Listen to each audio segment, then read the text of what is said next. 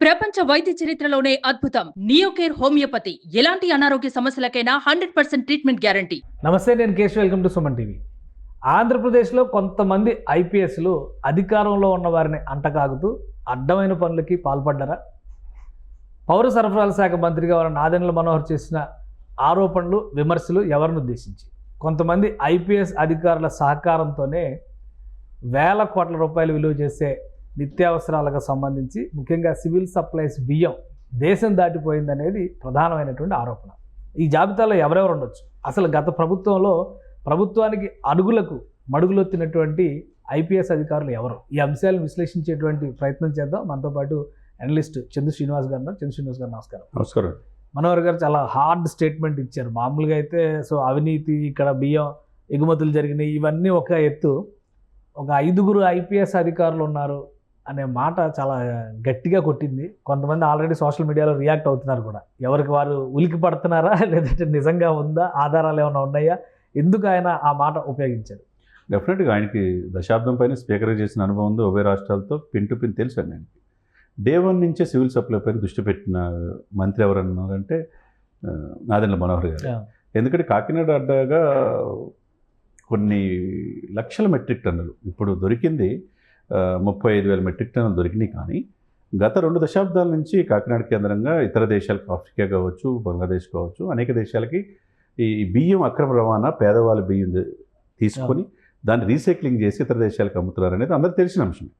ఇది దేశద్రోహం కింద వస్తుంది. యాక్చువల్గా మన సంపద తీసుకెళ్ళి ఇతర దేశాల దగ్గర తీసుకెళ్తాం. ప్రజలకి ఇవ్వాల్సిన బియ్యం దాన్ని దాదాపు 159 స్టాక్ పాయింట్స్లో, మొత్తం 150 స్టాక్ పాయింట్స్లో కంప్లీట్ తనిఖీలు చేశాడు. దాదాపు ఇప్పటి వరకు అందిన సమాచారం ప్రకారం 50,000 మెట్రిక్ టన్నులు దొరికింది. భారతదేశ చరిత్రలో ఇంత పెద్ద ఎత్తున ఎప్పుడు దొరకదు. యావరేజ్గా 2,000 కోట్ల రూపాయల పైన ఉండొచ్చు అంటున్నారు ఆయన. అంత వాల్యూ ఉన్న 159 కోట్ల రూపాయలు పేద అనేది లెక్క తెలిసింది. కాబట్టి ఈయన దాంట్లో ఒక ఆవేదన, పేదవాళ్ళకి ఇచ్చే బియ్యం కూడా కక్కుర్తిపడ్డారు ఏంటనేది ఆవేదన కావచ్చు. వాళ్ళ నాయకుడు, ఆ పార్టీ నాయకుడు పవన్ కళ్యాణ్ గారు డిప్యూటీ సీఎంగా ఆయన కూడా అవినీతిని బయటికి తీస్తాను, నా దృష్టికి వచ్చింది అంటే అధికారం రాకముందే చెప్పాడు. కాబట్టి ఈ పాయింట్ ఆఫ్ వ్యూలో దీని వెనక పోలీస్ అధికారులు లేనిదే ఎంత జరిగేదా? అవును, ఆ డౌట్ అయితే సామాన్యుడికి కూడా ఉంది, అందరికి ఉంది. కాబట్టి ఆయన దీని వెనక 5 ఐపీఎస్లు ఉన్నారు, పోలీస్ ఆఫీసర్లు ఉన్నారంటే ఇప్పుడు అందరూ కూడా టీడీపీ నాయకులు గారు చెప్పినట్టుగా చాలామంది పేర్లు వస్తూ ఉన్నాయి. ఇప్పుడు ప్రధానంగా డీజీపీ గారు రాజేంద్రనాథ్ గారు బాధ్యత వహించాలని చెప్పి అంటున్నారు. ఎందుకంటే ఆయన్ని సీనియర్స్ను కూడా కాదని, ద్వారకా తిరుమలరావు లాంటి సీనియర్స్ను కూడా కాదని ఈయన తీసుకొచ్చి పెట్టారు. 5తో ఆ పార్టీకి అనుబంధంగా చేశాడనేది డీజీపీ ఆరోపణ. ఎందుకంటే ఎర్రచందనం కావచ్చు, సివిల్ సప్లై బియ్యం కావచ్చు, ఇది ప్రజల సంపద, రాష్ట్ర ప్రభుత్వ సంపద. ఇది అక్రమార్గంలో వెళ్తూ ఉంటే, చూస్తూ ఉంటే వీళ్ళు కూడా దోషుల కింద లెక్క కదా. అది ఆయన చెప్పిన ఆఫీసర్స్లో ఎవరంటే ఇప్పుడు రాజేంద్రనాథ్ రెడ్డి గారు అయితే డీజీ పొజిషన్లో ఉన్నా కానీ, ప్రజెంట్ ద్వారకా తిరుమలరావు గారు ఛార్జ్లో ఉన్నారు కాబట్టి ఆయనకి వేరే పొజిషన్ ఇచ్చారు. ఇంకా అంత కీలక పాత్ర పోషించిన వాళ్ళు గత గవర్నమెంట్కి సన్నిహితంగా మెలిగినటువంటి ఐపీఎస్లు ఎవరు? ఆయన చెప్పినట్టుగా 5 ఐపీఎస్లు అంటే నాకు ప్రధానంగా 5తో పాటు చాలామంది ఉన్నారు. కానీ ఆ 5 చెప్పాలనుకుంటే ఫస్ట్ పేరు పిఎస్ఆర్ రామాంజనేయులు వస్తారు. ఇంటెలిజెన్స్ చీఫ్గా చేసి జగన్మోహన్ రెడ్డి గారి కోసం అనేక రకాలుగా ప్రభుత్వం, ఫస్ట్ సీఎం చంద్రబాబు నాయుడు గారు సీఎం అనగానే ఆయన హైదరాబాద్ 2-3 సార్లు ప్రయత్నం చేశాడు. పాపం అతన్ని అసలుకి అపాయింట్మెంట్ లేదని గన్మెన్లు పంపించారు. అంటే గతంలో ముఖ్యమంత్రి గారు ఏది చెప్తే అది చేసి, తర్వాత బీజేపీ కావచ్చు, జనసేన కావచ్చు, టీడీపీ కార్యకర్తలని ముప్పతిప్పులు పెట్టిన వ్యక్తి పిఎస్ఆర్ ఆంజనేయులు గారు. వాళ్ళు ఎట్లా చూస్తూ ఉంటారు చెప్పండి. అదేవిధంగా ప్రవీణ్ ప్రకాష్ గారు అడ్మినిస్ట్రేషన్లో ఇక్కడి నుంచి గల్లీ నుంచి ఢిల్లీ దాకా జగన్మోహన్ రెడ్డి గారు వైపు ఉండి ఆయన చెప్పినట్టు చేశాడు. కాబట్టి ఈరోజు 7 సంవత్సరాల సర్వీస్ ఉండి కూడా వదులుకొని వెళ్ళిపోయారు. ఇంకెవరు ఉంటే వెళ్ళిపోతే వదిలేయాల్సిన అవసరం ఉంది. ఇప్పుడు ఆయన విద్యాశాఖ ప్రిన్సిపల్ సెక్రటరీగా ఉన్నారు. విద్యాశాఖ లోకేష్ గారి చేతిలో ఉంది. చాలా లెక్కలు తీస్తూ ఉన్నారు. బహుశా అదేమన్నా కారణం అయ్యవచ్చు. మేబీ అవ్వచ్చు. విద్యాశాఖ, ఐటీ శాఖ ఆయన పరిధిలో ఉంది కాబట్టి గతంలో చాలా ఉన్నత విద్యాశాఖలో అవినీతి, అతను హైయర్ ఎడ్యుకేషన్ చైర్మన్ హేమచంద్రారెడ్డి హయాంలో చాలా అవినీతి జరిగిందని ఎలిగేషన్స్ ఉన్నాయి.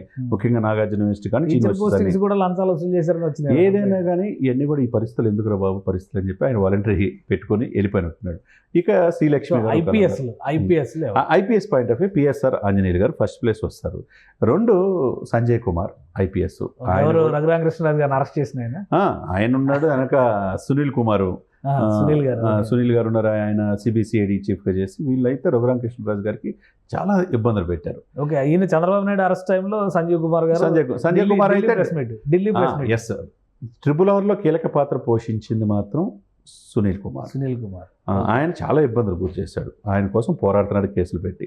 ఇక సంజయ్ అన్నట్టు మీరు అన్నట్టు ఆయన యొక్క ఐపీఎస్ ఆఫీసర్గా ఆన్ బిహాఫ్ ఆఫ్ గవర్నమెంట్ ఎంతవరకు అంతవరకు మాట్లాడు, చివరికి ఏదో పార్టీ తరఫున మాట్లాడినట్టుగా ఢిల్లీలో ప్రెస్ మీట్ పెట్టడం అనేది చాలా తప్పు. స్కిల్ డెవలప్మెంట్ కేసులో ఆయన మరీ ఇంకొద్దిగా ఎక్కడ పుట్టింది, గోదావరి నది ఎక్కడ పుట్టింది అంటే చెప్పారు అది మరీ టూ మచ్ అయిపోయింది అక్కడ, అది అందరికీ తెలిసిన విషయం. ఇకపోతే కృష్ణా జిల్లా కమిషనర్ కావచ్చు, అక్కడ కాంతిరామ్ టాటా అధికార పార్టీకి ఎలక్షన్స్ ముందర ఆయన మీద ఎలిగేషన్స్ ప్రభుత్వం 3DP ఆరోపించింది కాబట్టి. ఆ తర్వాత జాషువా అయితే వీళ్ళందరికంటే ఎక్కువగా టీడీపీకి కీలకమైన వ్యక్తుల్ని, పట్టాభి లాంటి వ్యక్తుల్ని లిఫ్ట్ చేయడమే కాకుండా ఆయనల్ని 3rd డిగ్రీ ప్రయోగించారు. ఆయన చూసారో లేదో, ప్రమాణ స్వీకారం ఆయన కొత్త ప్రభుత్వం రాగానే జాషువా ఉన్నాడో లేదని ఆయన క్యాంప్ ఆఫీస్కి వెళ్ళి ఆయన లేకపోయినా ఆయన కుర్చీలో బొక్కే కాదు దండేసి శాలువా కూడా కుర్చీ కప్పారంటే ఎంత కష్టతో టీడీపీ వాళ్ళు ఉంటారో అర్థం చేసుకోవచ్చు. ఈ జాషువా ఇకపోతే విజయరావు గారు నెల్లూరు ఐపీఎస్ ఆఫీసర్, ఆయన కూడా వైసీపీ చాలా ఎలిగేషన్స్ ఉన్నాయి. వేమిరెడ్డి గారు ఉన్న వెంకటగిరిలో చాలా మైనింగ్ ఇది జరిగిందని, అక్కడ అధికార పార్టీకి వినోదనగా విజయరావు గారి మీద ఎలిగేషన్స్ ఉన్నాయి. ఇకపోతే విశాల్ గున్ని ఐపీఎస్, తర్వాత రిషాంత్ రెడ్డి, ఆయన కూడా అంగళ్ళు కేసులో చాలా పెద్దిరెడ్డికి చంద్రబాబు నాయుడు గారికి వ్యతిరేకంగా చేసి చాలా ఇదిగా అవుట్రైట్గా అధికార పార్టీ వైపు నిలబడ్డాడు. ఆయన మీద ఎలిగేషన్స్ ఉన్నాయి. ఫకీరప్ప ఉన్నారు, తర్వాత రాజేంద్ర రెడ్డి మనం ఇందాక చెప్పుకున్న పాల్ రాజు ఐపీఎస్ ఆయన ఉన్నాడు, తర్వాత అనుపురాజన్ అనంతపురంలో పరిటాల ఫ్యామిలీని చాలా ఇబ్బందులు గురి చేశారు. ఇకపోతే తిరుమలేశ్వర రెడ్డి తిరుపతిలో చెవిరెడ్డి ఏది చెప్తే అది ఆయన విన్నాడు. కాబట్టి ఇప్పుడు వీళ్ళంతా అధికారంలో ఉన్నప్పుడు అధికార పార్టీ ఏది చెప్తే అది వింటే తర్వాత 5 సంవత్సరాల తర్వాత పార్టీ మారుతుంది. వీళ్ళు దాదాపు 62 సంవత్సరాల దాకా సర్వీస్లో ఉంటారు. అది తెలియ కొంతమంది ఏంటంటే ప్రభుత్వం నెక్స్ట్ మళ్ళీ వైసీపీ వస్తుంది కదా, మాకు ప్రాధాన్యత పోస్టులు ఇవ్వచ్చు, ఏదైనా కారణాల రీత్యా వాళ్ళు చెప్పింది చేయటం వల్ల ఈ రోజున వీళ్ళు ఇబ్బందులు గురవుతూ ఉన్నారు. ఎందుకంటే సాక్షాత్తు టీడీపీ వాళ్ళే వీళ్ళ పేర్లని చెప్తా ఉన్నారు. సోషల్ మీడియాలో వచ్చిన పేర్లే మనం ఉదరించాం. కాబట్టి టాప్ 5 తీసుకుంటే మనం ఇందాక అనుకున్నట్టుగా వీళ్ళు చాలా రకరకాల కేసుల్లో ఉన్న ఐపీఎస్లు. అవునండి, వీళ్ళే సివిల్ సప్లైస్ అక్రమాల్లో కూడా కీలక పాత్ర పోషిస్తారు. వీళ్ళల్లోనే ఒక 5 అనుకోవచ్చా? డెఫినెట్గా ఉంటారు. ఇంకా వీళ్ళకి తెలియకుండా రాష్ట్ర సరిహద్దులు దాటి ఇప్పుడు చెక్ పోస్టులు దాటి పెద్దిరెడ్డి మిథున్ రెడ్డి అని చెప్పగానే ఎర్రచందనం మొత్తం పోతుందని చెప్పి సాక్షాత్తు డిప్యూటీ సీఎం గారు ఉదరించారంటే ఎంత ఎవిడెన్స్ లేకపోతే ఉదరిస్తారు? చెక్ పోస్టులన్నింటిలో ఈ పోలీసుల యొక్క పాత్ర లేకుండా ఆ కన్సల్ట్ ఎస్పీలు, డిఐజీలు, డీజీపీలు పర్మిషన్ లేకుండా వెళ్తాయో చెప్పండి సార్. ఈ దాటిపోయి చివరికి నేపాల్ బోర్డర్ వెళ్ళిందంటే చివరికి నేను సంజయ్ గారు కూడా ఎర్రచందనం మాటన మీరు వీరప్పన ముఠా అయిపోయారు, ప్రకృతిని కూడా ధ్వంసం చేశారు, ఎవరు బండి సంజయ్ గారు కేంద్ర హోంశాఖ మంత్రి అన్నాడు. అంటే ఇది కేంద్ర దృష్టిలో కూడా ఉన్న అంశం అనేది అర్థమైపోయింది. తిరుమల సాక్షిగా ఆయన చెప్పాడంటే గత ప్రభుత్వం ఎర్రచందనం వ్యాపారం చేసింది, దోపిడీ గురి చేశారు, రాష్ట్ర సరిహద్దులు దాటి ఇట్లా చేయటం వల్ల అది చాలా ఇది చేశారు, ఆ ప్రభుత్వం అందుకనే పోయిందని చెప్పాడంటే కేంద్ర ప్రభుత్వం దృష్టిలో కూడా ఆంధ్రప్రదేశ్లో జరుగుతున్న అవినీతి మీద ప్రత్యేక దృష్టి పెట్టినట్టే కనపడుతుంది. సో ఇప్పుడు ఈ అవినీతికి ఇన్వాల్వ్ అయినటువంటి అధికారుల పైన చర్యలు తీసుకోవడానికి లేదా ఆధారాలు సేకరించడానికి ఎంత సమయం పట్టచ్చు? డెఫినెట్గా ఒక 15 రోజుల నుంచి 1 మంత్ పట్టిద్దండి. ఎందుకంటే జ్యుడిషియల్ ఎంక్వైరీ కాల్ఫర్ చేయొచ్చు, మినిమం అంటే 15 రోజులు, లేకపోతే 1 మంత్ టైం ఇవ్వచ్చు.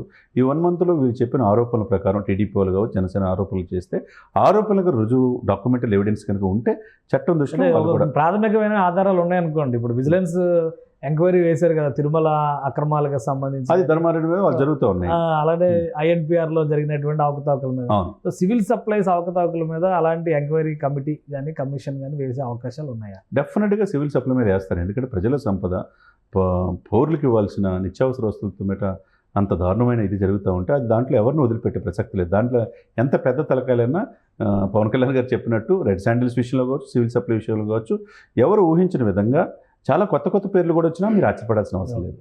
రైట్, థ్యాంక్ యూ శ్రీనివాస్ గారు, మీ అభిప్రాయం తెలియజేసినందుకు. ఇది ఆంధ్రప్రదేశ్ పౌర సరఫరాల శాఖ మంత్రి చేసినటువంటి ప్రధానమైనటువంటి ఆరోపణ. 5 IPSలు పూర్తిగా సహకరించడం వల్లే ప్రజలకు అందాల్సినటువంటి నిత్యావసరాలు దారి తప్పాయనేటువంటి మాట చెప్తున్నారు. దీనిపైన కమిటీ వేసి విచారించే అవకాశం ఎక్కువగా కనిపిస్తుంది. అలానే ఆ గత ప్రభుత్వంతో అంటకాగినటువంటి ఐపీఎస్ అధికారుల జాబితాని ఇప్పటికే షార్ట్ లిస్ట్ చేసి పెట్టినటువంటి పరిస్థితి. వీళ్ళలో కొంతమందికి పోస్టింగ్లు కూడా ఇవ్వకుండా జీఏడీకి అటాచ్ చేసినటువంటి పరిస్థితి ఉంది. సో అతి త్వరలోనే ఎవరైతే ఇందులో పాలు పంచుకున్నారో వాళ్ళందరి వివరాలని కూడా వెల్లడించే అవకాశాలు కనిపిస్తున్నాయని చంద్ర శ్రీనివాస్ గారు అన్నారు. ఇది special discussion. Keep watching. Suman టీవీలో మీ పర్సనల్ అండ్ బిజినెస్ ప్రమోషన్స్ కోసం కింది నెంబర్కి కాంటాక్ట్ చేయండి.